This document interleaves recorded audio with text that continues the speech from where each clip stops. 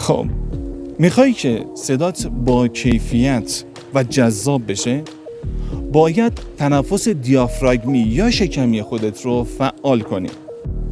تنفس دیافراگمی یا شکمی به صورت خودکار برای انسان‌ها زمانی که متولد میشن فعاله.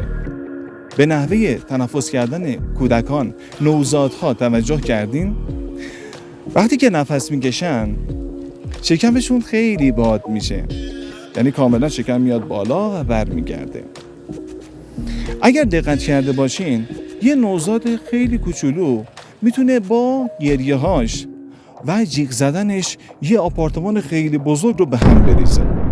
چرا؟ چون داره از تنفس دیافراگمی که بسیار قدرتمنده استفاده میکنه. متاسفانه به مرور زمان که انسان بزرگ میشه این تنفس دیافراگمی که از شکم هست به سینه ها منتقل میشه و قدرت این تنفس کم میشه. خیلی از گوینده ها، بازیگرها و افرادی که کارهای صدایی انجام میدن تلاش میکنن که به تنفس دیافراگمی مسلط بشن. اگر دوست داری که به تنفس دیافراگمی مسلط بشی و صدای قدرتمند و جذاب داشته باشی میتونی توی دوره‌های ما شرکت کنی.